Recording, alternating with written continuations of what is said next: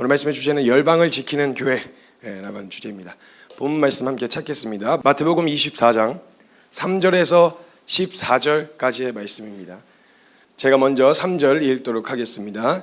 예수께서 감람산 위에 앉으셨을 때 제자들이 조용히 와서 이르되 우리에게 이르소서 어느 때에 이런 일이 있겠사오며 또 주의 임하심과 세상 끝에는 무슨 징조가 있사오리이까.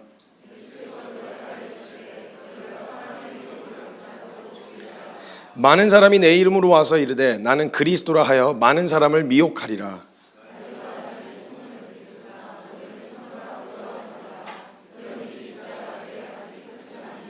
민족이 민족을, 나라가 나라를 대적하여 일어나겠고 곳곳에 기근과 지진이 있으리니 그때 많은 사람들이 너희를 환난에 넘겨주겠으며 너희를 죽이리니 너희가 내 이름 때문에 모든 민족에게 미움을 받으리라.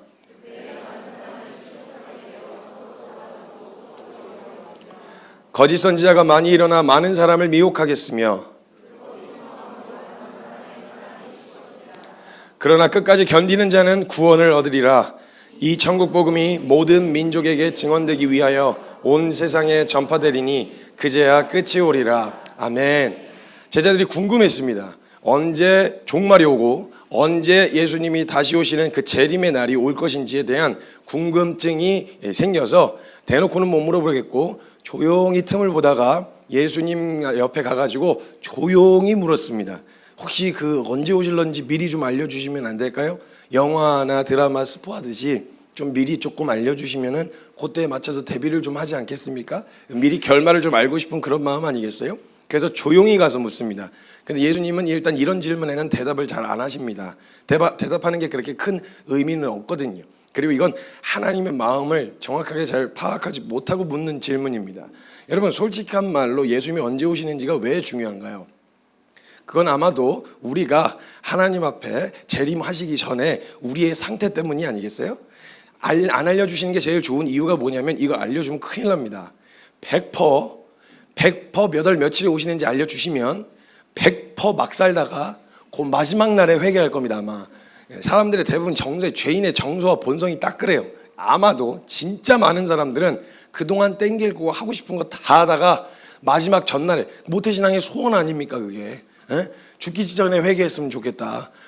짧고 굵게 핍박받고 고난받은 다음에 딱 이렇게 가면 얼마나 좋아요. 우편강도 얼마나 좋아요. 지 하고 싶은 거 다 하다가 마지막 순간에 물론 십자가가 조금 걸리긴 하지만 십자가에 매달려갖고 딱 한 번 한마디 한 번도 믿음으로 뭐 싸워보거나 자기를 절제하거나 이런 거 없이 땡길 만큼 땡기면서 살다가 십자가에 매달려갖고 혹시 저 같이 들어갈 수 있을까? 이랬더니 그래 같이 가자 이렇게 허락받은 이 구원을 그걸 보면서 많은 성도들이 많은 크리스찬들이 부럽다. 나도 저렇게 하고 싶다. 나도 한 번에 나도 한순간에 그러니까 이렇게 뭔가 이렇게 오랫동안 막 시달리면서 그런 거 말고 진짜 좀 그냥 한 방에 이렇게 훅 가고 싶다 이런 생각들이 찾아 들어오게 되어질 게 뻔하기 때문에 날짜에 대해서는 주님 정확하게 이야기 잘 안 해주십니다. 이건 하나님의 지혜예요. 인간을 너무 잘 알고 계시는 우리 하나님의 지혜인 거죠. 근데 제자들은 궁금한 거예요. 언제 오실런지, 도대체 언제 예수님의 재림 준비하고 있으려고 나 기다리고 있는데 준비하고 있으려고 그러는데 언제 오십니까? 이걸 묻고 싶은 거죠. 그래서 조용히 와서 세상 끝에는 무슨 징조가 있을 거냐고 예수님께 물었어요. 그때 예수님이 제자들에게 해주신 말씀입니다. 미혹하는 일이 일어날 거라고 그러셨고요. 자칭 그리스도라 하는 사람들이 생겨나겠고 난리 생난리가 그 소문들이 들릴 것이고 전쟁과 기근과 지진이 있을 거라고 이야기하셨어요. 뭐죠? 이거 지금 다 일어나고 있는 일인데요. 그렇죠? 그리고 솔직한 말로 이 지금 얘기해 주신 미혹하는 일, 자칭 그리스도라는 사람들이 생겨나는 일, 난리 생난리 소문들, 그리고 전쟁과 기근, 지진 이거는 사실 오늘만 있었던 이야기는 아니잖아요. 계속 있어왔던 이야기 아니겠어요? 맨날 마지막 때인 거죠. 사실은 따지고 보면. 이걸 그래서 매 시대마다 큰 자연재해나 아니면 어떤 전쟁이라든지 기근이라든지 이런 문제들이 생기면 사람들은 항상 생각했어요. 마지막 때인가? 마지막 날인가? 그래서 거기 그때 자칭 그리스도라 하는 애들 있잖아요. 내가 그리스도라고 하는 애들이 막 등장해가지고 이제 종말이 다가왔다 이런 얘기를 계속 해왔었단 말이죠. 수많은 사람들이 그리스도인들을 또 핍박하고 환난에 넘겨주고 죽인다고 또 예수님 말씀하셨어요. 그건 예수님 승천하시고 이래로 그리스도인들은 항상 그런 일이 끊이지 않고 있어왔단 말이죠. 그럼 맨날 마지막 때냐고요. 온다 하고 오시지는 않고 계속 그런 비슷한 징조들만 나타나고 있는 거죠. 서로 실족하게 하고 서로를 미워할 거라고 하셨고 서로 잡아주고 미혹하게 해서 사랑이 식어진다고 하셨어요. 이야, 정말 마지막 때 아닙니까? 그러면 정말 사랑이 식어진 이 오늘날의 대한민국처럼 옆에 사람 어떻게 되든지 관심 하나 없는 사랑이 식어진 시대를 살아가고 있는데 진짜 마지막 때 아니겠어요? 그래서 이런 시대가 오면서 이런 징조들을 현상을 보게 되어지면 사실 따지고 보면 예수님 부활 승천하시고 나서부터 이래로 쭉 마지막 때였어요. 근데 안 오시잖아요. 안 온단 말이에요. 솔직히 가만히 들여다보면 이런 소문들 매냥 들려오던 소식들입니다. 나라와 나라 간의 전쟁의 소식들. 여러분 세계 2차 대전이 끝난 지 100년도 안 됐어요. 100년도 안 됐고 그 사이에 우리가 잘 아는 여러 가지 전쟁들이 우리나라 역사만 봐서 그렇지 전 세계 역사 가운데 전쟁이 끊인 적은 없었어요. 중동 전쟁도 있었고 걸프전, 베트남 전쟁, 유교 전쟁, 지금 현재 러시아, 우크라이나, 이스라엘, 팔레스타인 크게만 봐도 이렇고요. 각 나라마다 그 안에서 일어났었던 크고 작은 전쟁들까지 포함하면 한 번도 전쟁은 멈춘 적이 없었어요. 그와 비례해서 아프리카의 기근, 그리고 자연재해, 고아 가부들이 늘어나고 전염병, 재난 등이 끊이지 않았어요. 그러니까 마지막 때가 언제냐고 특정하기가 이걸 특징으로 얘기하셨는데 마지막 때가 되면 무슨 일이 일어나겠습니까? 어떤 징조가 나타나겠습니까? 라고 이야기해서 설명해 주신 내용들은 사실 한마디로 말하면 안 알려줌 이거예요. 아니 이건 계속 있어왔던 얘기잖아요. 전쟁 기근이요? 그거 지난번에도 있었는데. 전염병이요? 그거 지난번에도 있었는데. 아니 뭐 이거 다 얘기하신 내용들 보면 계속 역사 가운데 늘 있어왔던 얘기인데 그냥 알려주기 싫으면 싫다 그러시지 늘 있던 얘기를 하시면은 마지막 때다 이렇게 얘기하면 사실 이게 납득이 되거나 이해가 되지 않는단 말이죠. 그걸 듣고 오 이렇게 받아들여지지가 않는단 말이에요. 여기서 중요하게 우리가 놓치고 있는 포인트가 있어요. 하나님 말씀하신 그 징조의 현상만 보면 이 이야기가 풀리지가 않습니다. 여기서 예수님 말씀하고 싶으셨던 건 그 얘기가 아니에요. 전쟁이 일어나겠고 기근이 일어나겠고 그 다음에 뭐 나라가 나라를 민족이 민족을 서로가 죽이고 미워하고 미혹하게 하고 자칭 그리스도라 하는 이단들이 일어나게 되어질 것이고 이 모든 일은 소망 없는 죄인들이 살아가는 세상에서 늘 있을 수밖에 없는 일들인 거예요. 그런데 여기서 예수님이 얘기하고 싶으셨던 건 그 현상을 보라고 하시는 게 아니에요. 예수님도 말씀하시면서 이러한 일들이 있겠지만 이게 끝은 아니라 그러셨단 말이에요. 근데 자꾸 그 현상, 그 얘기한 징조들만 보고 마지막 때다, 마지막 때야, 종말이다 이렇게 이야기해서는 안 된다는 거죠. 예수님이 말씀하셨어요. 6절에 난리와 난리 소문을 듣겠으나 너희는 삼가 두려워하지 말라. 막 그런 난리의 소문들을 듣고 야 이제 진짜 종말이 올려나 보다 이렇게 두려워하지 말아라. 이런 일이 있어야긴 하겠지만 있을 수밖에 없겠지만 아직 끝은 아니다 라고 이야기하셨어요. 그리고 8절에 보면 이 모든 것은 재난의 시작, 이건 시작에 불과하다, 사인이다라는 거예요. 사인으로 봐야 된다는 거죠. 오히려 시작이라고 말씀하셨는데 사실 이러한 말씀을 예수님이 남겨놓으심으로 인해서 수많은 사람들이 전부 다 자신이 살던 때에 들려오는 소식들을 듣고 보여지는 현상을 보니까 다 자신이 살던 때가 마지막 때라고 생각하고 살았어요. 주님을 따라가는 소망하는 사람들은요, 재림을 기다리는 사람들은 예수님이 이런 말씀을 남겨놓고 가셨잖아요. 그러니까 그런 현상들이 나타날 때 마지막 때인가 보다, 이제 곧 오시나 보다, 진짜 다 왔다, 이런 생각들을 모든 세대마다 다 갖고 살았었다는 거죠. 역사적으로 큰 자연재해나 여러 가지가 겹쳐서 일어나면 어김없이 마지막 때라고 이야기하고 희한하게 종말을 외치는 사람들이 그 중간중간에 계속 등장했었다는 거죠. 그럼 예수님께서 지금 이것을 통해서 하고 싶으셨던 이야기가 뭐냐는 거예요. 어떤 마음으로 제자들에게 이런 이야기를 하셨냐는 거죠. 제가 고민하면서 이 말씀을 읽어내려가던 중에 묵상하면서 주셨던 마음이 있었어요. 여러분, 마지막 때에 보일 징조들에 대한 이야기는 말씀드렸던 것처럼 인류 역사 내내 반복되어 오던 이야기였어요. 임박한 때, 즉 언제 다시 오실런지 알지 못하는 우리에게 매번 그러한 일들을 통해서 예수님께서 알려주고 싶으셨던 건 매번 깨어있으라는 거였어요.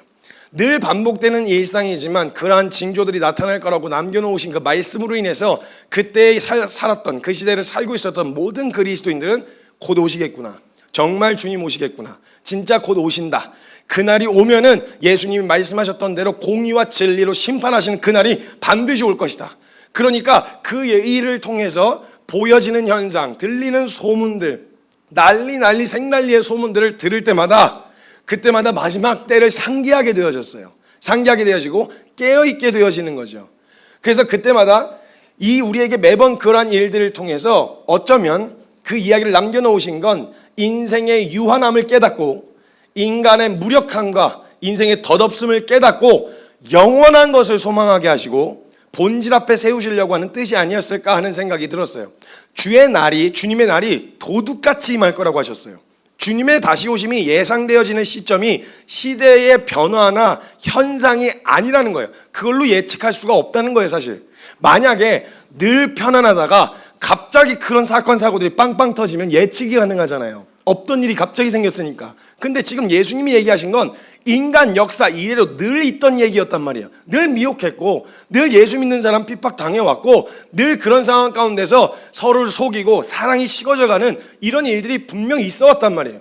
늘 있었던 그 흐름 가운데서 어떻게 예수님의 다시 오심을 캐치해내고 그걸 예측할 수 있게 되어지냐는 거죠.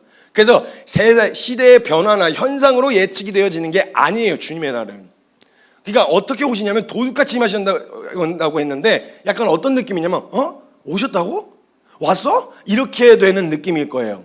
주님의 날이 임하시는, 예수님이 오시는 날이 구름 타고 오신다던 그 날은 우리가 한 시간 뒤야, 자 준비해, 세팅하고 이렇게 준비해서 행사를 준비해 놓고 맞이하는 게 아니라 막 뭐 하다가 머리 막 감다가 샴푸 잔뜩 묻히죠. 이런 식으로 예수님 맞이하게 될 거라는 거예요. 주님의 날이 도둑같이 임한다고 하셨어요. 정말 예측도 못하고 예상도 못할 거라는 거예요. 그렇게 도둑같이 임하는데, 그렇다면 그날을 기다리는 사람들은 도대체 무엇으로 예수님의 다시 오심을 준비하고 대비하고 예측할 수 있느냐는 거죠. 우린 분명 주님을 기다리는 사람이에요. 그리고 예수님도 말씀하셨어요. 신부처럼 기다리고 있으라고. 지혜로운 슬기로운 다섯 처녀처럼 기름 등불을 들고 기다리고 있으라고. 언제 오실지 모르니까 기름을 준비 안 했던 다섯 처녀들은 기름 준비하러 간 사이에 오시니까 너 항시대기, 항상 마지막 때를 살아가는 그런 마음으로 대기. 그럼 그런 기다리는 사람들은 어떤 모습으로 살아가냐는 거죠. 그러니까 예수님이 늘 있었던 일들, 바로 벌어지는 현상과 사건들을 이야기하시면서 그 다시 오심의 징조라고 이야기하셨다는 건 매 순간 깨어서 기다리는 사람으로 살라는 그 얘기이시거든요. 그런 이야기가 들릴 때마다 어머 주님 오시겠다. 어떤 이 사건이 전쟁의 소식이 들리면 어머 진짜 주님 오시겠다. 그 다음에 어떤 기근의 이야기가 들린다. 어머 주님 진짜 오시겠다. 사랑이 식어가는 시대를 살아가고 있다. 어머 진짜 주님 오시겠다 라고 하는, 항상 깨어서 예수님의 오심을 기다리는 자세를 가지라고 이야기하시는 건데, 그럼 예수님을 다시 오심을 기다리는 사람들이 어떻게 살아야 되냐는 거예요. 어떻게 기다리고 있어야 되냐고요. 오셨어요? 이렇게 될 만큼 도적같이 오시는 예수님을 도대체 어떻게 슬기로운 다섯 처녀처럼 기다리고 있을 수 있냐는 거죠. 그건 다른 것보다 하나님의 마음이 어디 있는지를 알아야 합니다. 현상이 아니라 하나님의 마음을 알아야 돼요. 그 하나님의 마음을 아는 사람이 그날을 때에 맞춰 준비하고 있을 것이라는 말이죠.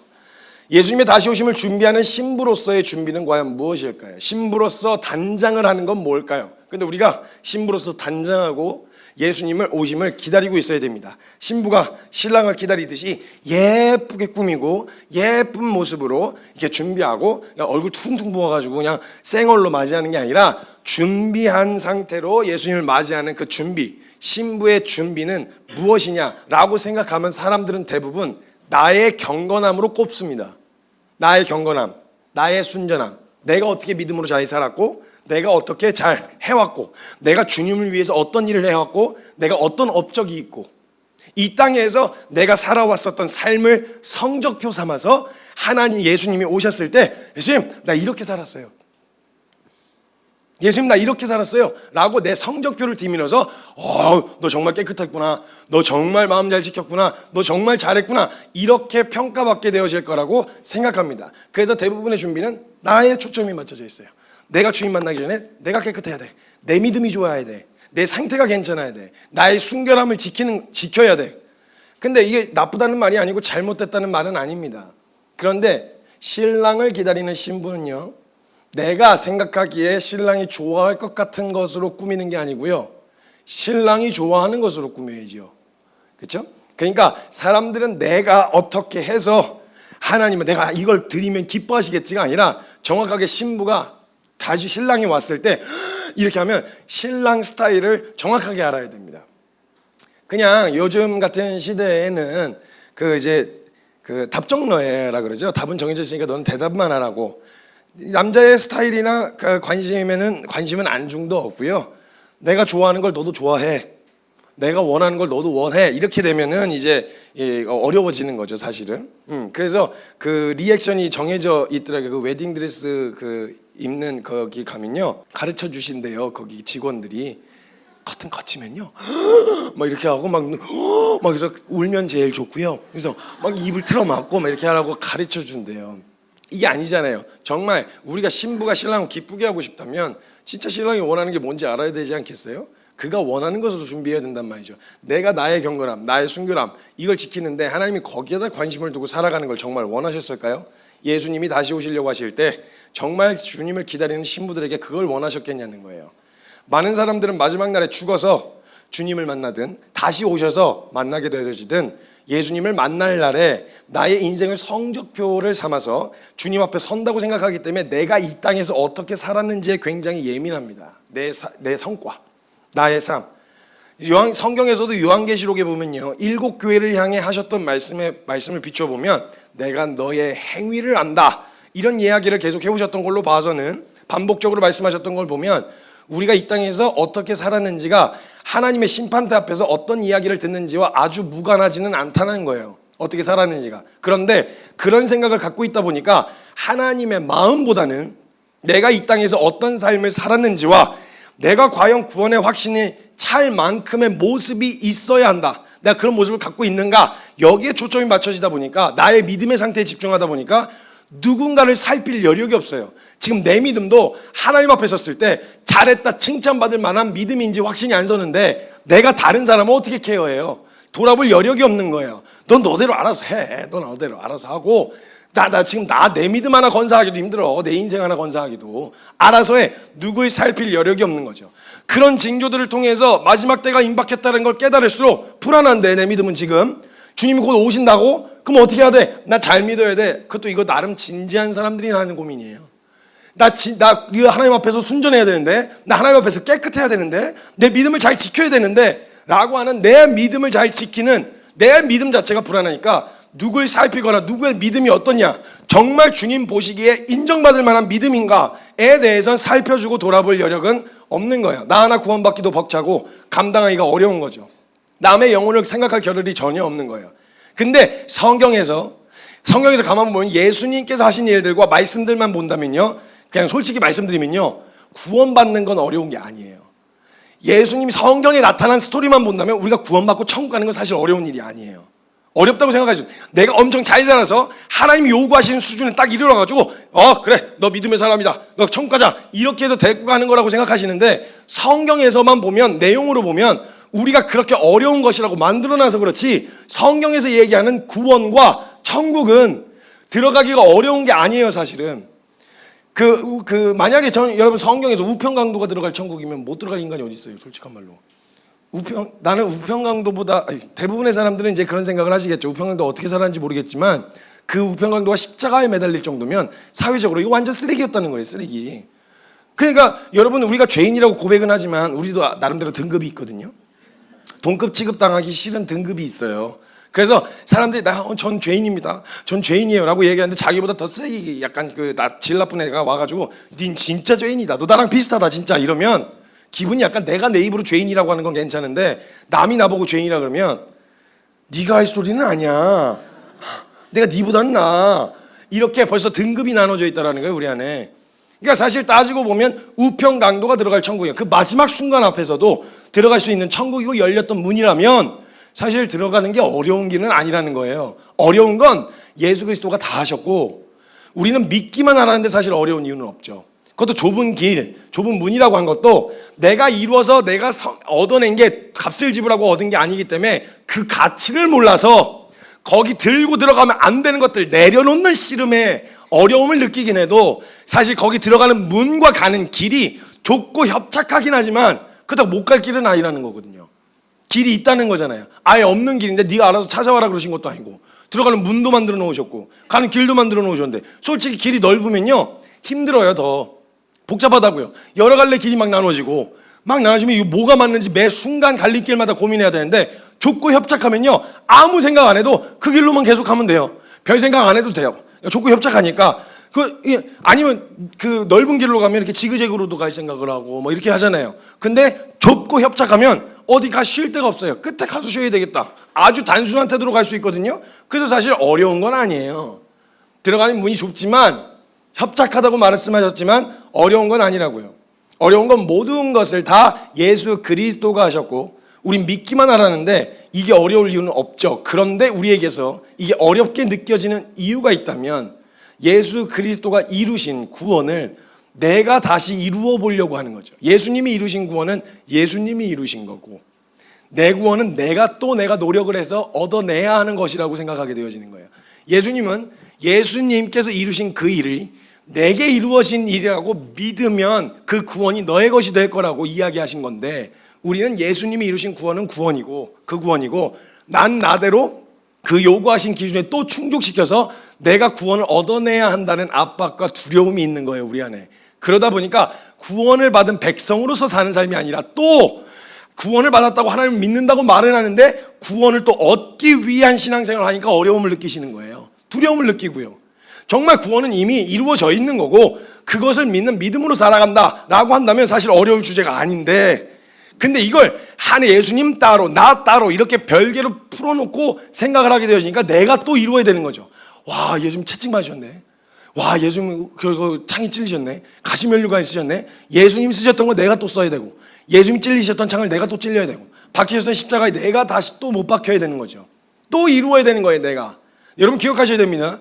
연합의 비밀을 잊으시면 이 성경의 은혜가 하나도 은혜 안 되고 계속 부담만 됩니다. 그러니까 마치 이런 거예요. 예수님이 잘 봐, 네가 앞으로 갈 길이야 이러면서 채찍 맞고 십자가에 달리시는 모든 과정을 너가 앞으로 당할 일이다라고 얘기를 하시면서 앞서서 걸어 보이신 거라면 그거 얼마나 두렵겠어요. 감격과 감사보다는 너 진짜 너 돌이키지 않고 너 그냥 죄인 이놈 너 회개 안 하고 말이야 너 똑같이 그냥 나하고 똑같은 농도로 채찍 맞아야 돼. 아니야 그거 너무 얇아, 두꺼운 거 갖고 와. 이래가지고 채찍 맞고 가시면류관 쓰고 십자가에 못 박히는 이 과정을 또 하라고 하신 게 아니에요. 그렇게 해서 우리는 죄에서 벗어날 수가 없어요. 정확하게 돼서 죄 없으신 예수님이 우리의 자격으로서 죽으셨던 그 일이 내게 일어난 일이다. 저 지금 십자가에 매달리신 예수님이 나다, 내가 되어 죽으셨다라고 하는 이 완전 연합으로 바라봐야 그분에게 이루어진 모든 일들이 다 나에게 이루어진 일이 되어진단 말이에요. 그렇게 되어지면 내가 또 그걸 보고 나서 저렇게 해서 구원을 이루려는 삶이 아니라 그것을 믿는 믿음으로 구원을 받은 백성으로서 살아가는 삶이 펼쳐지는데, 저와 여러분의 신앙 가운데 답답하고 두렵고 어려운 이유는 뭐냐? 죽음 이후에 있을, 내가 먼저 죽든 주님이 오시든 주님을 만날 때에 아직 구원받지 못한 백성으로 그때 만나 뵈서 거기서 구원을 받냐 못 받냐가 판가름 나는 삶을 살아가려고 하니까 두려운 거예요. 그러니까 누군가를 돌아볼 겨를도 없고 누군가를 위해 살 수 있는 여력이 없고 누군가를 사랑할 내 안에 여력이 없는 거예요. 근데 만약 생각해 보세요. 나의 어떠함하고 상관없이 예수님이 다 이루신 일이야.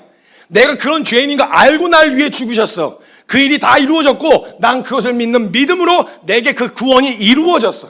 그럼 이루어졌으면 내가 구원을 받기 위해 사는 삶이 아니라 구원을 받은 백성으로서 사는 삶이 펼쳐지는 거잖아요.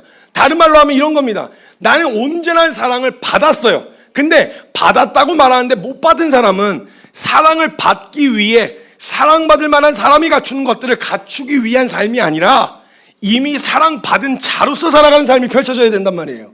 그래야 진짜 그 성경의 기준 그 이후에 예수님 만났던 사람들이 저거 어떻게 살아? 예수님께 헌신했던 사람들 저거 어떻게 살아? 이렇게 사는 부담이 아니라 그 사람들은 이미 이루어진 구원과 이미 넉넉하게 풍성이 준비되어 있는 그 사랑이 충족되어 있는 사람으로서 살아가니까 그 삶이 가능했던 거예요. 근데 우리는 아직 이루어지지 않은 구원을 이루기 위해서 사는 신앙생활을 하니까 돌아볼, 전 세계에서 뭐가 어떻게 되든 무슨 상관, 지금 관심이 거기 내 인생 건사하기도 바쁜데 그걸 어떻게 살아요? 받은 구원이 아니라 받아야 할 구원으로 사는 거, 받은 사랑이 아니라 받아야 할 사랑으로 살아가니까 누군가를 돌아볼 여력이 없는 겁니다. 우리의 신앙은 구원을 얻고자 하면 피곤하고 고단할 수밖에 없는 삶이 되어지는 거예요. 우리의 신앙은 구원을 얻은 자로서 이젠 죄인으로서의 삶이 아니라 예수 그리스도의 생명을 받은 하나님의 아들로서 살아가는 삶, 즉 구원을 얻기 위한 삶이 아니라 구원을 이미 얻은 자로서 살아가는 삶을 살아갈 때에야, 이 말을 달리하면 방금 말씀드렸던 것처럼 사랑을 받기 위해 사는 삶이 아니라 사랑을 받은 자로서 살아가는 삶을 말하는 거예요. 이렇게 되어야 우리의 믿음이 그리고 신앙이 올바른 방향으로 향할 수 있게 되어지는 거예요. 구원을 얻고자 하는 삶을 살려고 했을 때는 나를 주목할 수밖에 없어요. 내 상태, 나 지금 하나님 앞에 섰을 때 괜찮을 믿음인가? 나 경건한가? 나 깨끗한가? 나 괜찮은가? 나에게 주목할 수밖에 없어요. 나의 믿음의 상태. 그러나 구원을 받은 자로서 살아가는 삶은 나를 주목하지 않아요. 내가 어떠냐, 내가 어떻게 살아가냐, 내가 얼마나 깨끗하냐, 이거에 집중하지 않는다는 거예요. 이제는 무엇에, 이미 구원을 얻은, 이루신 구원을 믿음으로 얻은 사람은 뭐에 초점을 맞추냐? 나를 구원하신 하나님에게 초점을 맞춘다고요. 나를 구원하시고 살리신 하나님에게 초점을 맞추고 살아가게 되어지는 거예요. 하나님의 마음, 거기에 초점을 맞추고 살아가기 때문에 구원을 얻은 자는 하나님이 두려움의 대상이 아니라 사랑의 대상이 되어집니다. 그 사랑하는 하나님의 마음을 알려고 하는 방향으로 향하게 되어진다는 거예요. 그렇다면 구원받은 자, 하나님을 사랑하는 자로서 종말에 관한 예수님의 가르침을 다시 보면 이제는 마지막 때에 일어날 징조와 현상에 집중하는 게 아니라 전혀 다른 관점으로 이게 보이기 시작하는 거예요. 여러분, 이제 하나님은 우리는 사랑의 대상이세요. 우리가 두려움의 대상, 나의 인생을 성적표 삼아 평가를 내리시는 하나님이 아니라 하나님이 예수 그리스도를 믿는 믿음으로 아들 생명이 됐기 때문에 하나님을 아버지라 부르짖게 됐어요. 두려움의 대상이 아니에요. 두려워하지 않아요. 아들은 두려워하지 않아요. 전혀. 어제 정말 충격적인 일이 있었어요. 아들은요, 아버지와 함께 영광을 누리고 고난도 같이 받아야 되는 겁니다. 근데 이제 제가 어저께 이제 아들내미를 데리고 이제 말씀 전하러 같이 갔었거든요. 같이 갔는데 이제 감사하게도 거기에 이렇게 저를 굉장히 소중하게 생각해 주시는 분들이 교회에 많이 계셔서 너무 좋아해 주셨어요. 그래서 이제 아이들을 데리고 와서 막 기도해 주세요 막 이렇게 한 거죠. 근데 제가 그 애를 데리고 두 타임이었는데 저녁 식사를 하려고 진유를 데리고 이렇게 손을 잡고 가는데 이 녀석이 제 아들이라는 걸 아시게 된 거예요. 그래서 자신의 자녀들에게 아들이라고, 저 사람이 성사님의 아들이라고 이제 얘기를 해준 거죠. 근데 제가 말씀 끝나고 딱 나왔는데 애들이 바글바글 줄을 서 있는 거예요. 진유가 맨 앞에 이렇게 서 있고 애들이 이렇게 줄을 서 있는 거예요. 뭐 하는 건가 했더니 유성 매직을 가져다가 사인을 해주고 있었던 거예요. 여기다 삼각형 해가지고 왕관 모양으로 사인을 해주고 있는. 너 뭐하니? 그랬더니 애들이 갑자기 막 야 주님 뭐 목사님 아들이래, 성사님 아들이래, 그 사인 이래갖고 사인 받고 너 뭐하는 거야 도대체? 이래갖고 부끄러워갖고 얼른 데리고 나왔었거든요. 진짜 죄인이에요, 죄인. 정말 죄송해요. 귀여운 죄인이에요. 네. 하고 자기는 뭐 그렇게 얘기하려고 안 했는데 그냥 사람들이 와가지고 사인해달라고 막 그랬다고 그러게. 아들은 함께 하는 거거든요. 사랑에 대해서 두려워하지 않아요. 아버지가 누리시는 것들을 아들도 함께 누리는 거예요. 그래서 예수님 말씀하시잖아요. 네가 나보다 더 큰 일을 할 수 있다. 왜냐면 나는 공생의 사역 그 기간 안에 육체를 입고 그 기간 안에만큼만 아들로서 살다 가지만 너는 그 나보다 이 땅에서는 더 사는 사람도 있을 거 아니에요. 더 큰 일도 할 수 있다. 하나님의 아들로서 살아가는 그 아들로서의 능력과 누림을 또 더 누릴 수 있다. 얼마든지 예수 그리스도의 생명으로 살아가는 자는 하나님을 두려움의 대상으로 삼는 게 아니에요. 사랑의 대상이 되는 거예요. 그 두려움 없이 성결과 의로 하나님을 사랑하는 자로 살아갈 수 있는 삶이 펼쳐지게 되어진다는 거예요. 사랑받아야 하고 인정받아야 하고 구원받아야 하는 삶이 아니라 구원받은 자로서, 이미 그 사랑받은 자로서 그렇게 하나님과 함께 살아갈 수 있게 되어진 거지, 이 땅에서요. 그러면 마지막 때에 그 일어날 징조들을 한마디로 정리하면요, 소망 없는, 은혜 없는, 복음 없이 죄인들이 살아가는 세상이 방금 말씀하셨던 종말에 일어날 징조들이었어요. 그냥 소망 없는 죄인들이 복음 없이 살아가면 그렇게 살아요. 전쟁, 기근, 핍박, 그리고 서로를 죽이고 서로를 넘겨주고, 그 다음에 고아 가부 전쟁 때문에 사람들이 많이 죽고, 이런 일들이 일어날 수밖에 없게 되어지는 거죠. 그러니까 복음 없는 죄인들에게 나타날 자연스러운 현상이라는 거예요. 이상하고 당황스러울 일이 아니라 그냥 일어날 일이라는 거죠. 죄인들에게선. 이 소망 없는 이 땅에서의 삶이 전부인 죄인들이 눈앞에 보이는 것만 쫓아갈 때 나타나는 현상이 예수님 말씀하셨던 마지막 때에 나타날 징조들이라 그러셨다는 거죠. 그 현상을 보면 그 현상이 종말이구나라고 보이는 게 아니라 예수 그리스도를 통해 살 길을 준비해 놓으신 하나님이 소망 없이 죽을 길로 달려가고 있는 죄인들을 보고 계시는 마음이 보이는 거예요. 지금 예수님이 말씀하신 종말의 징조들을 보면 내가 이제 오려고 하면은 막 전체를 다 뒤흔들고 막 거기에 전쟁들이 일어나고 막 이렇게 될 거야. 이렇게 되면 사람들은 다 현상만, 구원을 받아야 되는 사람들은 그 현상만 보죠. 언제 오셔 이것만 보는데, 그 이야기를 하시는 예수님, 이미 구원받은 자로 살아가는 사람은요, 하나님의 사랑의 대상으로 여기는 사람은 그걸 이야기하시는 하나님의 마음이 보이는 거예요.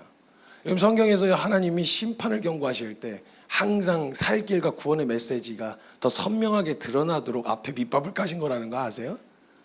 뒤에 죽이려는 마음이 있어서가 아니에요. 소돔과 고모라 한복판에서 이제 멸망을 앞두고 심판이 임박했던 그 순간에 하나님이, 아니 진짜 작정하고 심판하실 계획이었으면 쥐도 새도 모르게 한밤중에 싹 쓸어버리면 제일 효과적인 방법 아닙니까? 근데 그런 상황에서 바로 가서 심판하시는 게 아니라 아브라함에게 가서 이 심판의 계획을 알려주세요. 저것들 다 쓸어버려야 되겠어. 저들 완전히 그냥 다 쓸어버려야 되겠어. 다 죽여버려야 되겠어. 이렇게 얘기하시는데, 아브라함은 그걸 얘기하시는 하나님의 마음이 심판하시려는 것일까? 라고 하는 생각이 찾아 들어오는 거예요. 그래서 묻죠. 아주 되게 약간 어떻게 보면 시건방져 보일 수 있는데 예수님한테 이렇게 얘기해요. 하나님, 공의로우시죠. 공의로우신 하나님이 도대체 죄인이 죄를 지어받는 심판에다가 의인을 섞어서 심판하시면 그게 어떻게 세상을 심판하시는 분의 공의라고 할 수 있겠습니까? 하나님 사실 그런 마음 아니시잖아요. 거기 의인이 있으면 살려주실래요? 살려주면.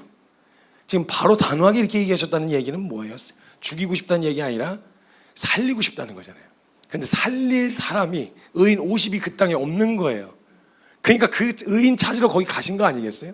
여러분, 그 창세기 6장에 보면 노아의 방주에서 야, 이것들 진짜 지은 걸 한탄하셔가지고 이미 그때 세상의 종말과 징조가 다 찼었어요. 그때 이미 완전히 악이 가득 차갖고 생각하는 것이 항상 악할 뿐임을 보시고 지으신 것을 한탄하셨다고 했어요. 그래서 내가 이것들 물로 다 심판해서 다 쓸어버릴 거야 라고 이야기하시면서 하는데, 그때 창세기 6장 8절에 보면 그러나 노아는 여호와께 은혜를 입었더라. 우리 이렇게 되고 싶잖아요. 심판받아도 우리는 구원받는, 이런 걸 원하잖아요. 근데 거기에는 전혀 다른 관점으로 보잖아요.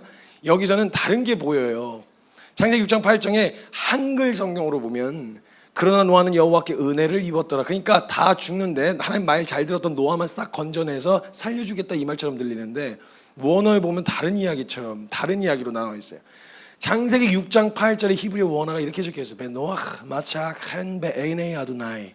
베노아흐, 그러나 노아는, 제가 뭐라 그랬죠?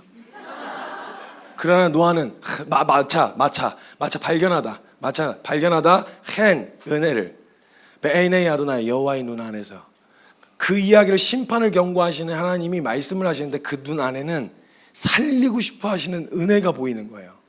그러니까 그 말도 안 되는 120년이라는 시간 동안에 산 꼭대기에서 방주를 만드는 그 일이 가능했던 이유는 뭐냐? 심판을 경고하시는데 심판을 말씀하시는 것 같지가 않고 살리고 싶어 하시는 하나님의 마음이 보이는 거예요. 모든 심판들이 그랬어요. 선지자들의 외침을 보세요. 너희 이스라엘 이래다가 그냥 다 쓸어버릴 거야. 막 다 너희 이방 민족으로 다 팔려버리게 그냥 내버려 둘 거야. 이렇게 얘기하시는데 그 뒤에 가잖아요. 그럼 그치만 너희가 만에 하나라도 돌이키면, 이 얘기를 꼭 남겨놓으세요. 너희가 그때라도 하나님의 말씀을 기억해서 돌이키면 내가 너희가 어느 지경에 이르렀든지 어떤 꼬라지에 어디에 처박혔든지 내가 다 너희를 불러 모을 거야 라고 하는 회복의 메시지를 항상 함께 두세요. 이 말은 뭐냐? 마치 엄마가 아들한테 너무 화가 나고 너 내 아들 아니야, 나가! 이렇게 했는데 기어 나갔다. 뒤지게 맞는 거예요. 그거 나가란 말이에요. 그거 아니죠. 속상하니까 그렇게 하지 말라 그 말 아니에요. 이게 엄마 부모님 마음. 마치 하나님이 자녀들을 바라보시듯이 심판을 이야기하시는 것 같고, 종말에 이때 되면 됐어, 얘들 다 포기해, 다 갖다 쓸어버려, 이렇게 단호하게 내치실 것 같은데 하나님 마음은 그게 안 되는 거예요. 근데 구원받은 백성은 다른 게 보이는 게 아니라 이제 난 구원받았어. 자 이제 종말 오셔도 돼. 저것들이 이제 악인들을 심판하시고 반드시 공의의 심판이 임하는 날이 이제 오는구나. 이제 우리의 억울함을 신원해 주시겠구나. 이게 보이는 게 아니라 하나님의 마음이 보이는 거예요. 가고 싶기는요, 솔직히 말하면 다시 오시고 싶기는 우리보다 주님이 더 원하세요. 오시는 날을 주님이 더 기다리신단 말이에요. 근데 가고 싶은데 참아가지 못하는 이유가 뭐예요? 지금 가면 쟤는 어떻게 해? 내가 지금 가면 쟤네는 어떻게 해?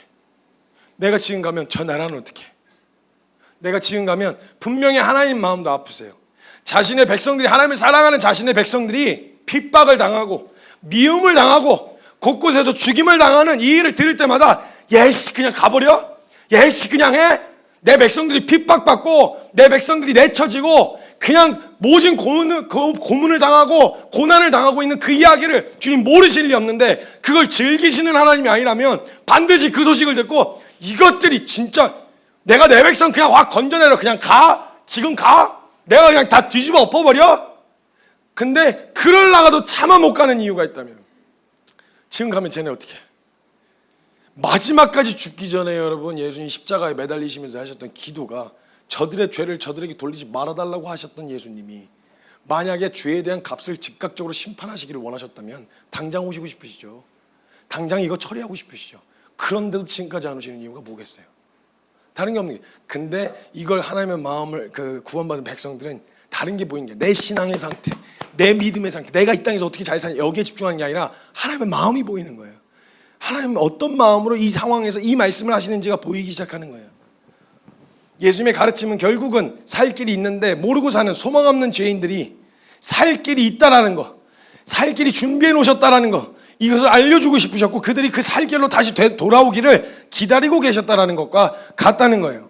이런 현상이 나타나는 건 은혜의 복음 없는 죄인들이 사는 세상의 당연한 결말이지만 그런 현상에 당황할 필요가 없는 거예요. 거기서 우리가 집중해야 될 건 그 소망 없는 죄인들이 살 수 있는 유일한 길은 이 천국 복음인 거예요. 이제 구원을 얻은 우리가, 그리고 주님을 사랑하는 우리가 초점을 맞추어야 하는 것은 종말과 재림, 그러니까 예수님이 다시 오심을 기다리지 말라는 말이 아니라 그것 자체에다 초점을 맞추면 늘 두려움 때문에 내가 어떻게 해야 되지? 나 어떻게 살아야 되지? 여기에 초점을 맞출 수밖에 없다는 거예요. 우리가 초점을 맞춰야 되는 거 오해하지 마세요. 우리 정말 주님 빨리 오셨으면 좋겠고 사랑하는 주님 빨리 만나고 싶지 않은 사람이 어디 있어요? 주님 만나고 싶고 주님 오셨으면 좋겠다는 거예요. 그런데 사실 따지고 보면 예수님이 다시 오시는 것을 더 기대하고 더 소망하고 더 조급해 하시는 분이 주님이시란 말이에요. 다시 오시는 그날을 가장 기다리실 분이 예수님이시고 예수님이 너무너무 오고 싶어 하실 거예요. 주님을 사랑하는 종들이 핍박받고 고난을 받는 것을 마냥 보고 있고 싶지도 않으실 것이고, 얼른 주님을 사랑하는 자들을 만나고 싶어 하시는 그 간절한 마음은 우리가 가지고 있는 열망보다 더 강할 거예요. 근데 생각해 보세요. 누구보다 더 간절히 원하시는 주님이 오시지 못하는 이유를, 죄인들의 발악을 그냥 심판하시고 때려 부시고만 싶으셨던 거라면 지금 당장이라도 오실 수 있는데 그렇게 하지 않으시는 이유가 뭘까요? 예수님의 초점은 잃어버린 영혼들에게 있으셨던 거예요. 여러분, 예수님이 하셨던 일을, 우리에게 하셨던 일을 잊지 마세요. 우리가 그렇게 동일하게 죄인이었을 때에, 은혜도 모르는 죄인이었을 때에 예수님의 마음은요, 죄인들을 살리기 위하여 어디까지 낮아지셨는지 한번 생각해 보세요. 그렇게까지 낮아지셨던 예수님이 이것들 그냥 다 나는 구원받았다고, 나는 이제 은혜 받아서 천국 들어간다고 다른 죄인들을 향해서 그런 마음 갖지 않으시고 나에게는 그런 마음 한없이 기다려주시고 품어주시기를 바라면서, 그들에게는요, 예수님은 죄인들을 위해 오셨어요. 어디까지 낮아지셨고 죄인들을 위해 어떻게 하셨는지를 생각해 보세요. 그것만 봐도요, 쉽게 그들을 내치시거나 포기하실 수가 없는 거예요. 근데 오시면 끝이거든요. 다시 오시면 끝나는 거예요. 두 번의 기회는 없는 거예요. 그러면 주님이 망설이시는 이유, 오신다고 속히 가겠다고 얘기해 놓으시고 가시고 싶은 열망이 우리보다 더 강한데도 불구하고 가시지 못하시는 이유는 다른 게 아니라 잃어버린 영혼들 때문인 거예요. 그들이 들었음에도 믿지 않았으면 어쩔 수가 없지만 듣지 못해서 이게 다인 것처럼, 이게 전부인 것처럼 살아가는 그 백성들에게는 들려는 줘야 되는 거예요. 살 길이 있다는 소식을 알려는 줘야 되는 거죠. 그런 예수님이 다시 오시는 날에 복음을 들어보지 못한 죄인들, 그리고 그 은혜를 모르는 죄인들 싹 다 죽는다는 얘기인데, 영원한 죽음 가운데 있는다는 얘기인데, 이걸 어떻게 즐기시겠어요? 주님이 우리 그 꼴 못 보셔서 인간이 되어 오셨던 예수님이신데 어떻게 지금 가면 그냥 그 들어도 못 본 사람들 그냥 싹 다 끝난다는 얘기인데 그걸 어떻게 즐겨서 오실 수 있겠냐고요. 아마도 재림을 주님이 그토록 열망하시면서도 당장 오시지 못하는 이유는 이대로 오시면 죽을 영혼들 때문 아니겠어요? 그러니까 예수님이 제자들에게 자신의 마음을 표출하시면서 이야기하시면서 부탁하시는 거예요. 이런 징조들가 말세에 있을 건데, 끝날에는 사인들이, 이런 징조들이 있을 건데 그때 너희가 주목해야 되는 건 뭐냐? 14절에 이야기하잖아요. 24장 14절에 이 천국 복음이 모든 민족에게 증거되기 위하여 온 세상에 전파되리니 그제야 끝이 오리라. 징조들 가지고는 끝이 아니라 그러셨어요. 근데 야 그래도 한 번은 들어봐야 되지 않겠니? 지네가 선택해서 안 간다고 하면 모르겠는데 야 몰라서 못 가면 그다 너무 마음 아플 것 같은데 살 길을 다 준비해놨는데 내가 예수 그리스도의 십자가와 그 은혜를 다 준비해놨는데 이거 들어도 못 보고 들어보지도 못하고 그냥 그렇게 끝나면 이거 너무 속상할 것 같은데 내가 마음이 너무너무 아플 것 같은데 혹시 그 애들한테 한 번이라도 좀 들려줄 수는 없겠니? 이걸 지금 부탁하시는 거예요. 하나님의 마음을 아는 사람이라면 예수님께서 빨리 오시기를 바라고 원하는 사람이라면 다른 게 아니라 이 부탁 속에 담겨있는 하나님의 마음을 읽을 수 있어야 된다는 거예요. 지상대 명령이라고도 소개되어져 있는 이 말씀은요, 의무나 사명감만으로는 할 수 있는 게 아니에요. 주님을 사랑하는데 그 사랑하는 사람이 하나님의 마음을 읽었더니 그 하나님, 내가 사랑하는 주님의 마음에 그런 원함과 소망함이 있으신 거예요. 이대로 오시면 죄인들이 분명히 살 길이 있음에도 알지 못해서 자신의 죄값으로 심판받게 되어지는 것을 가장 가슴 아파하실 분, 가장 마음 아파하실 분, 누구보다 마음 아파하실 분이 누구겠어요? 우리겠어요? 아니에요. 주님이. 여러분, 가족 구원을 위해서 주 예수를 믿으라 그리하면 너와 내 집이 구원을 얻으리라 하셔가지고 하나님 저 주님 믿었는데 왜 우리 집은 구원을 받아? 왜 우리에게는 그런 은혜의 복음을 허락해 주지 않으세요? 라고 이야기하는데 그 주님한테 탓할 일이 아니에요. 주님은요, 목숨까지도, 죄인들을 위해서 목숨까지도 내어주신 분이에요. 그들이 예수 믿는 건 다른 누구보다 주님이 더 원하세요. 우리가 가족들을 위하는 마음보다 주님이 더 원하신단 말이에요. 자신의 생명까지도 내어주실 수 있었던 예수님이셨단 말이에요. 그 마음을 아는 사람이라면요, 구원받은 백성이라면 그들이 이 땅에서 받는 고통과 핍박 때문에 오시고 싶다가도 주님이 지금 가면 아무것도 모르고 죽을 영혼들을 생각하면 찢어지게 아픈 마음을 갖고 계시다는 거, 그건 구원받은 백성들이 알지 않겠냐는 거예요. 그러니까 누구보다 오시고 싶으신데 못 오시는 이유, 우리가 그토록 기다리지만 오시는 날이 막막하고 멀게만 느껴지는 이유가 바로 내가 죄인이었을 때 나를 향하셨던 그 마음으로 지금 현재 그 은혜를 모르는 다른 죄인들을 향해 계신 하나님의 마음 때문이라는 거예요. 베드로후서 3장 8절에서 10절, 사랑하는 자들아, 주께는 하루가 1000년 같고 1000년이 하루 같다는 이 한 가지를 잊지 말라. 주의 약속은 어떤 이들이 더디다고 생각하는 것 같이 더딘 것이 아니라 오직 주께서는 너희를 대하여 오래 참으사 아무도 멸망하지 아니하고 다 회개하는 데 이르기를 원하시느니라. 그러나 주의 날이 도둑같이 오리니 그날에는 하늘이 큰 소리로 떠나가고 물질이 뜨거운 불에 풀어지고 땅과 그 중에 있는 모든 일이 드러나리로다. 말씀 오긴 와. 근데 주의 약속이 하나님 오신다 그래놓고 이 약속이 왜 이렇게 더뎌요? 그거는 그렇게 생각하지 말어. 베드로가 하나님 예수님의 마음을 알았던 거예요. 그렇게 얘기하지 마. 너를 기다리신 것처럼 다른 은혜가 필요한 죄인들을 위해서 기다리고 계신 거야. 그럼 주님은 막 신원해 주시기를 바라는 마음이 있잖아요. 우리 하나님 언제 오세요? 이 핍박으로부터 우리 언제 건져내 주실 거예요? 하나님 이 고난으로부터 언제 건져내 주실 거예요? 하나님 이 죄인들이 흥황하고 핍박하는 하나님을 사랑하는 자들 죽이고 가두는 이 억울함으로부터 주님 언제 신원하죠? 빨리 오세요. 주님 억울함을 신원해 주셔야죠. 의인들의 억울함을 신원해 주셔야 합니다 라고 구하는데 주님도 그 기도를 듣고 자기 사랑하는 백성들이 막 모진 아픔과 고통과 고난과 핍박을 당하는 걸 보고 얼른 가고 싶으신데, 하나님 마음도 얼른 가고 싶으신데, 가면 지금 그걸 가버리면 지금 그 들어보지 못한 죄인들은 그대로 가는 거예요. 그럼 여러분, 한 가지 주님을 사랑하는 사람은요, 오늘 지금 이 시대에서 지금 오늘 우리가 기도해야 될 기도는 주님 빨리 오세요 이거보단 주님 잠깐만 기다리세요. 잠깐만요. 아직 못 들었어요. 아직 못 들은 사람들이 너무 많아요. 우리의 아픔 때문에, 고통 때문에 주님도 빨리 가고 싶으시긴 할 거예요. 의인들의 억울함을 신원하시고 우리를 빨리 만나고 싶은, 주의 백성들을 만나고 싶어 하시는 마음이 분명히 있으실 건데, 한편 우리는 알잖아요. 하나님 죄인들을 향해 어떤 마음을 갖고 계신지, 그들을 위해서 목숨도 내어주실 수 있었던 주님이 반드시 그 일 때문에 가슴 아파하실 거라는 걸 주님을 사랑하는 사람들은 알아요. 내가 구원받기 위해 사는 사람들은 그런 거 볼 여력이 없는데 이미 구원받은 자로, 그 사랑하는 자로 살면 그 하나님 아버지의 마음이 보인단 말이에요. 아버지의 마음이, 그래 내가 곧 갈게, 우리 사랑하는 내 딸, 내 아들들 보러 빨리 갈게 라고 이야기하는데, 갔다 하면 끝나는 그 죄인들 이거 어떻게 해? 그 참한 그 발걸음이 떼고 싶으나 떼어지지 않는 그 마음으로 망설이고 계신 주님에게 우리가 오늘 할 일은요, 주님의 재림을 미뤄야 돼요. 말려드려야 돼요. 지금은 하나님 잠깐만요. 아직 저희 가족 못 들었는데요. 지금 잠깐만요. 알아요. 저도 빨리 만나고 싶고, 저도 빨리 이 고통으로부터 벗어나고 싶어요. 저도 빨리 이 어려움으로부터 벗어나고 싶어요. 그래 나도 빨리 오셨으면 좋겠다는 마음이 있는데, 한 저기 있는 사람도 못 들었는데, 분명 저거 오시면 저 살 길도 모르고 저렇게 죽는 사람들 저거 어떻게 해요? 지금 분명 저것 때문에 가슴 아파하실 텐데, 저희가 좀만 더 참을게요.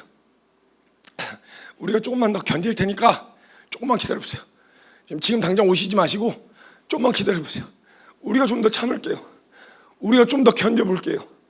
힘들고 이 땅에서 이 세속적 가치에서 하늘의 가치로 살아가는 삶이 치열하고 어렵지만 우리가 좀만 더 버텨볼 테니까 조금만 기다려주세요. 쟤네 들어야 돼요. 쟤네 복음 들어야 돼요. 하나님의 사랑 알아야 돼요. 지가 알았는데도 선택하지 않는다면 어쩔 수 없겠지만 주님 그래도 들어는 봐야 될 거 아니에요. 하나님이 어마어마한 거 준비해 놓으셨는데 알고는 있어야 될 거 아니에요. 그냥 잠깐만 기다려보세요. 오히려 어쩌면 그 하나님 마음 아는 사람은 오늘 우린 주님을 오시겠다는 주님을 말려야 돼요. 왜냐면 지금 아직 듣지 못한 영혼들이 너무 많아요. 이대로 오시면 누구보다 가슴 아파하실 분이, 우리는 막 환호하며 주님을 맞이한다고 해도 주님이 우리를 안아주시다가도 끌어안아주시다가도 죽을 영혼들, 그냥 영원히 죽음 가운데 갈 영혼들을 생각하면 주님이 끌어안으시면 계속 시선이 그리로 가시지 않겠어요? 쟤는 어떻게? 아이고 쟤는 어떡하니? 쟤 어떻게? 이 잠깐의 인생이 아니라 영원의 운명이 결정되어진 그 가장 중요한 그 일을 주님은 아시고 계실 텐데, 그럼 정말 저는 하나님의 마음을 아는 사람이라면 저는 위험한 발언일 수도 있겠지만 오늘 오시겠다고 하면 우리 오늘 주님 말려야 돼요. 주님 말려야 돼요. 잠깐만요. 아직 못 들은 사람이 너무 많아요.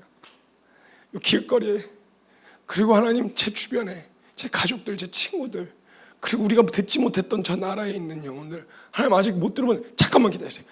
내가 나 때문에 조급하시고 나 때문에 어려운 것이면 나 괜찮아. 나 조금만 더 버텨보려니까 내가 조금만 더 견뎌볼게. 나도 주님 빨리 만나고 싶은데 내가 조금만 더 버텨볼 테니까 주님 조금만 기다리시오. 여기 들려는 줘야 될 거 아니야 하고 그 자리로 뛰어들어가는, 내가 무슨 선교사로서 내가 어떻게 살아가는 대단한 부르심과 특별한 부르심, 사명을 받아서가 아니라 우리 모두가 다 주님을 사랑한다면 우리 주님 마음을 읽을 수 있어야 돼요. 우리 주님의 마음은 여러분들에게 관심이 없는 게 아니라 되찾은 자들은 끌어안고 너무 행복하고 너무 여러분들 때문에 기뻐하시지만 또 한편 마음엔 아직 듣지 못해 이대로 가다가 죽을 수밖에 없는 그 영혼들을 향해 하나님 아버지의 마음이 향해 계신 거예요. 그들 때문에 오늘 또 우시고 분명 또 아파하실 텐데, 하나님을 사랑하는 자 그리고 하나님의 마음을 아는 사람이라면 우리의 시선도 하나님이 향하신 그 시선을 향해 가치 있게 되어져야 되는 거예요. 지금 오시면 안 되는 거죠. 그래서 우리가 기도해야 될 건 좀 위험한 기도처럼 보일 수 있겠지만, 예수님 빨리 오고 싶으시죠? 제가 주님 기다리는 것보다 주님이 더 오고 싶으실 거예요. 그날을 기다리실 거예요. 우리 때문에라도 빨리 오시고 싶으실 텐데, 그리고 우리도 주님 빨리 오셨으면 좋겠지만 근데 지금 오시면 복음 한 번도 듣지 못하고 죽을 사람들 때문에 분명 주님 마음 아파하실 거예요.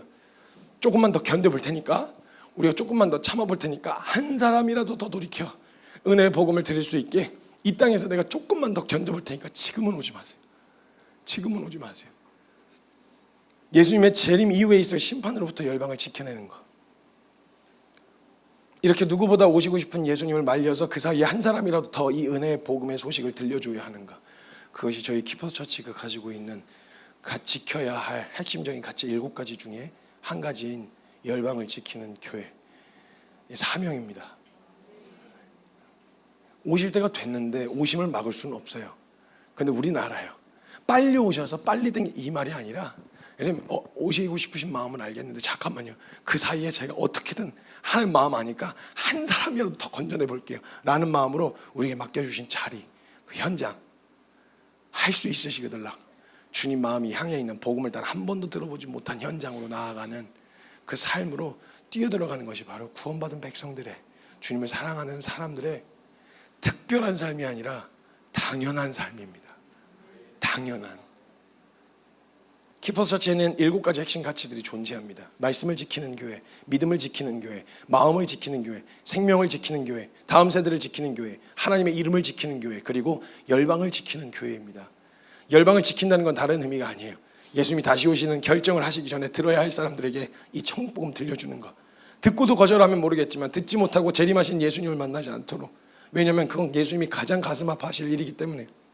그래서 예수님의 재림을 막으면서까지, 잠깐만요 하고 막아서면서까지 열방에 있는 수많은 사람들이 이 천국 복음과 은혜의 복음이 이미 준비되어 있다는 걸 알지 못한 채로 예수님 만나지 않도록 우리가 열방을 지켜내야 되는 거예요.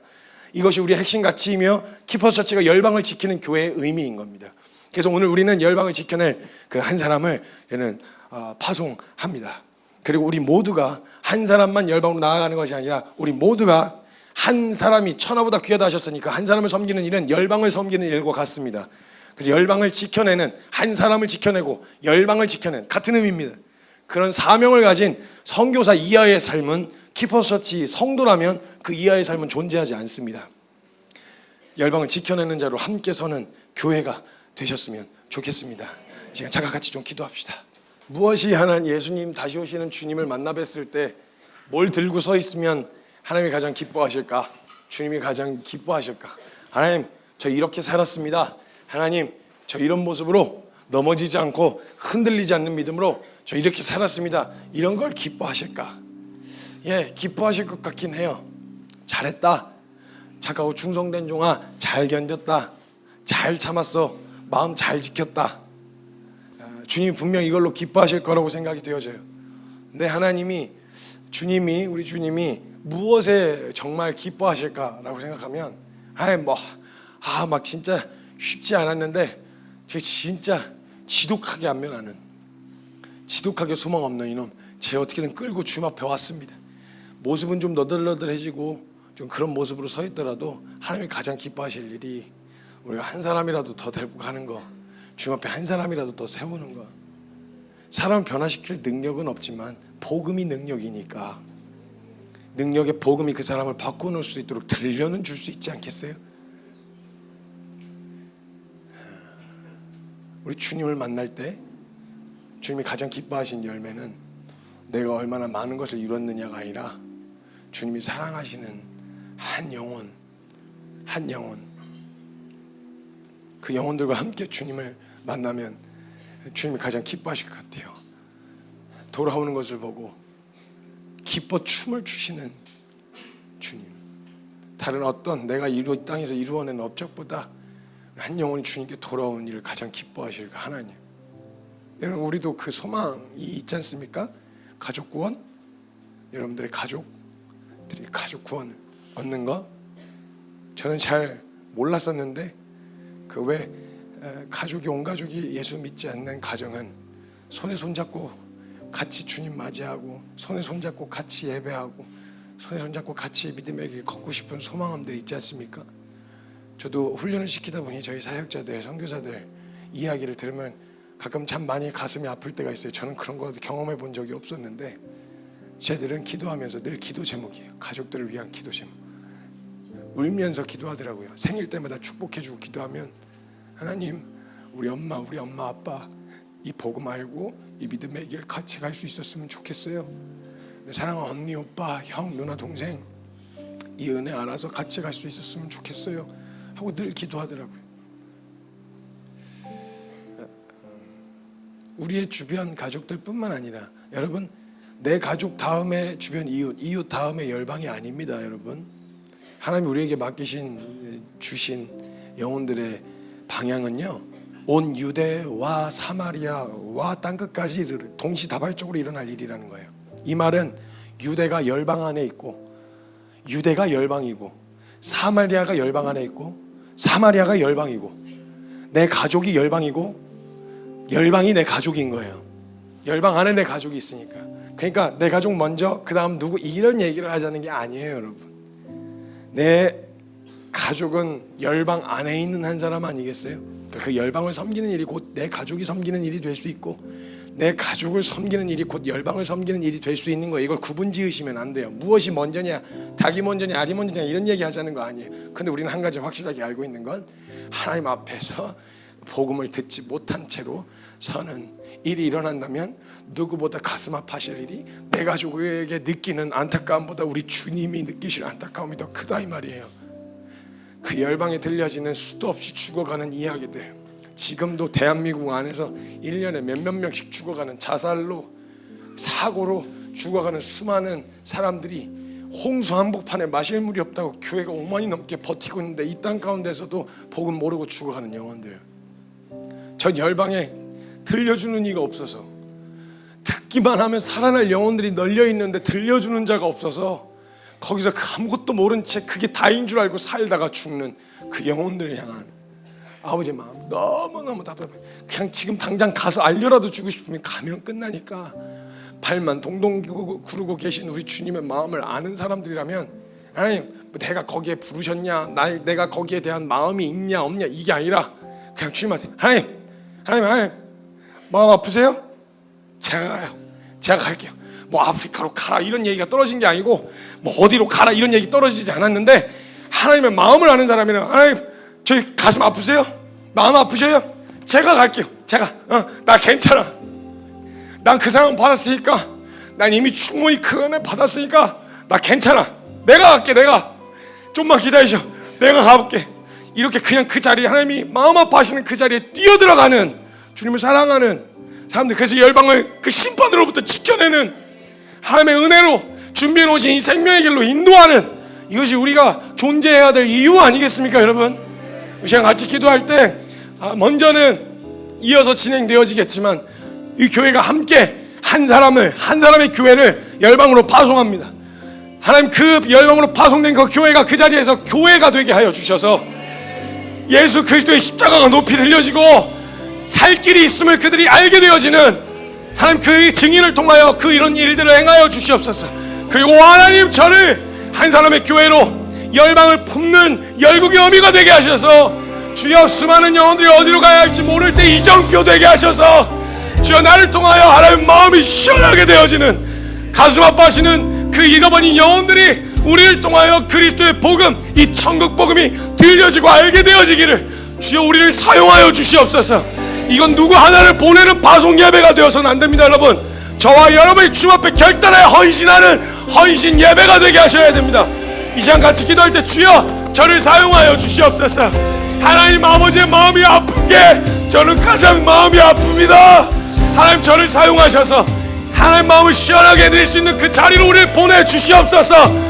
이 시간 같이 기도하며 나아갈 때 주님, 제가 주님 앞에 우리의 삶을 던집니다. 내 삶을 내어드립니다. 우리 그렇게 사용하여 주시옵소서. 기도하며 나아갈 때 우리 사랑하는 주님의 이름 간절하게 한번 크게 부르짖고 동성으로 함께 기도하며 나아갑니다. 주여